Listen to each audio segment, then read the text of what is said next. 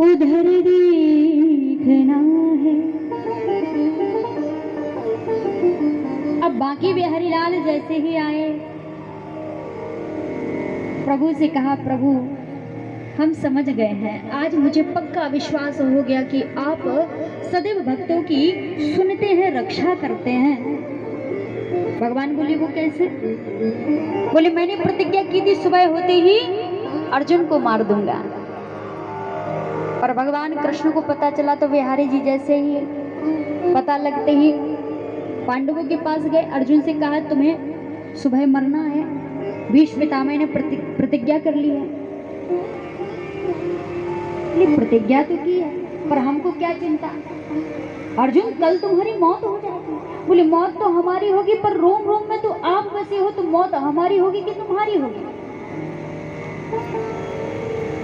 क्योंकि हमें परवाह नहीं अपनी, तुम्हें परवाह हमारी है। हमारी प्राणों के रक्षक सुदर्शन चक्रधारी हैं, हमको क्या परवाह करना है? हमें परवाह करने की आवश्यकता नहीं, परवाह करो आप, क्योंकि रोम रोम में आप बसे हो, तो रोम की चिंता आप करो, मुझे आवश्यकता नहीं। भगवान परेशान, कैसा व्यक्ति है जिसको मरना है और वो चैन से सो रहा है?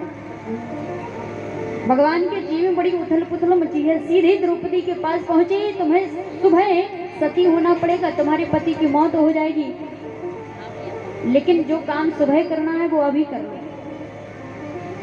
द्रौपदी ने कहा, ठीक है, क्या काम किया जाता है? बोले, गांव की प्रदक्षिणा करनी पड़ती है, परिक्रमा, तो अभी कर लो। परिक्रमा करने के लिए द्रौपदी को लेकर के गए, जैसे ही देखा बीच में शिविर पड़ता था भीष्म पितामह का। बोले, ये संत हैं, ब्रह्मचारी हैं, एक काम करो कि इनको प्रणाम कर लो थोड़ा सा, लेकिन ध्यान रखना, प्रणाम करना, चूड़ियां खनका करके मुख से कुछ मत बोलना।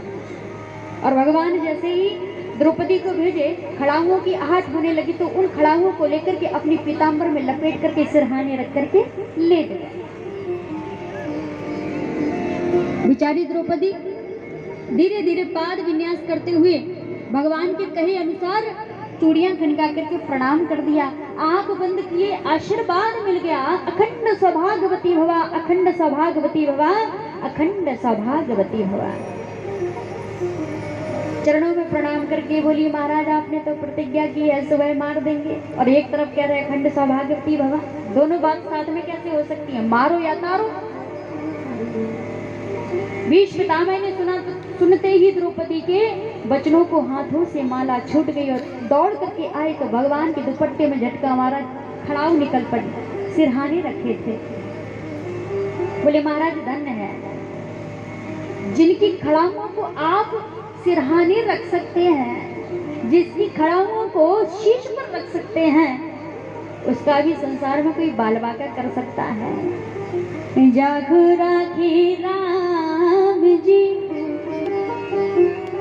मार सके ना कोई, और बाल ना बाका कर सके, चाहे जग बैरी हो। बाल ना बाका कर सके चाहे जग बैरी हो। हमारे जैसे करोड़ों भीष्म पैदा हो जाएंगे ना, तो भी बाल का बाका नहीं हो सकता।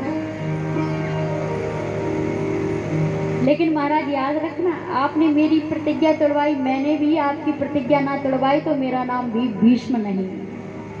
भगवान ने प्रतिज्ञा क्या की थी कि कभी मैं महाभारत के युद्ध में शस्त्र नहीं कहूंगा, लेकिन भरे महाभारत के युद्ध में भगवान ने रथ का पहिया उठा दिया, धरती मैया कांपने लगी। इन्होंने तो कहा था, निश्चरहीन करो महे भुज उठाओ प्रणकीन। इनको तो अब की याद नहीं है, तब की क्या होगी?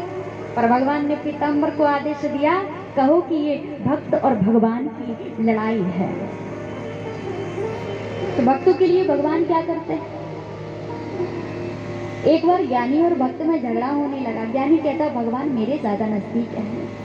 भक्त बोला, मेरे ज्यादा नजदीक है। ज्ञानी बोला, मेरे ज्यादा नजदीक है।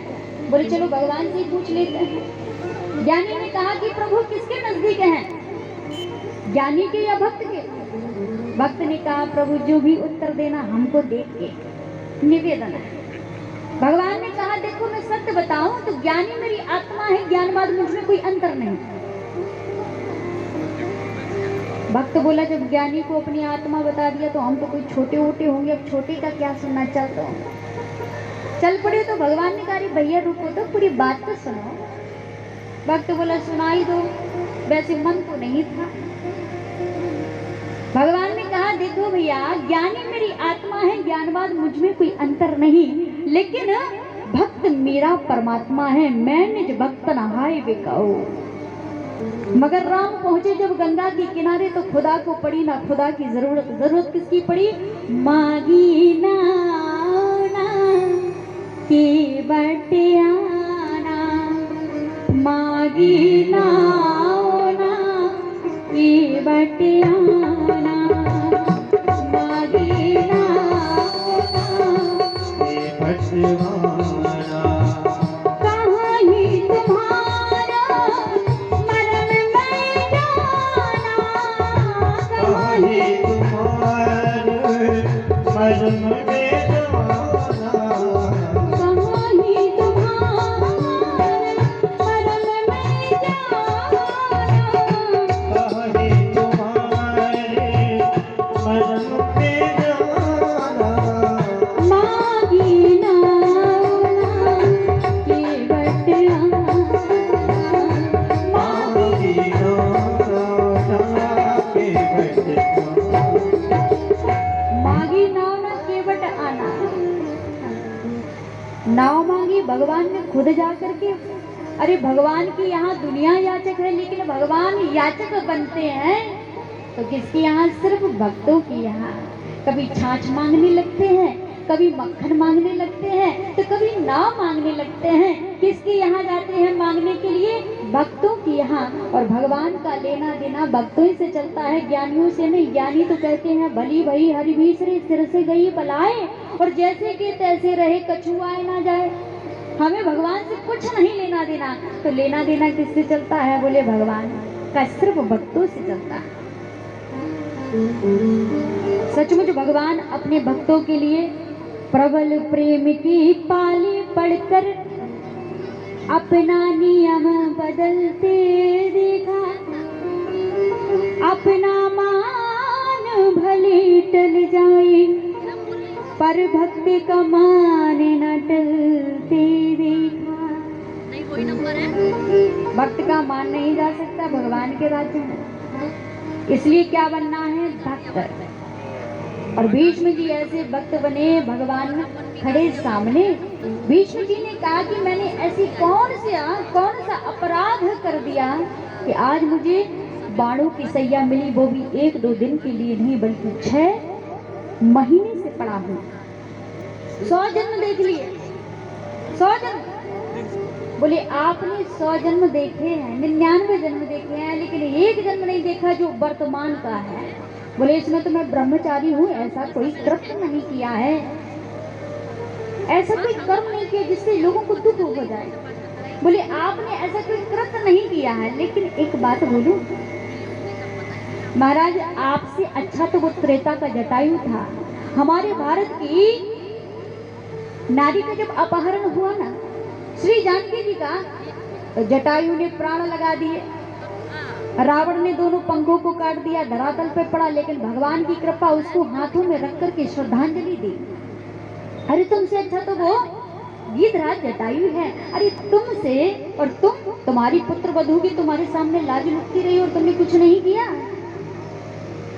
उसका परिणाम, अच्छा लोगों का भाव है। एक और कारण है कि इन्होंने बचपन में एक सर्प को कांटे चुभोए थे, उसी के परिणाम स्वरूप वही कांटे तीर बन करके भीष्म पितामह में लगे हुए हैं। बोलिए वृंदावन बिहारी लाल की, श्री हनुमान जी महाराज।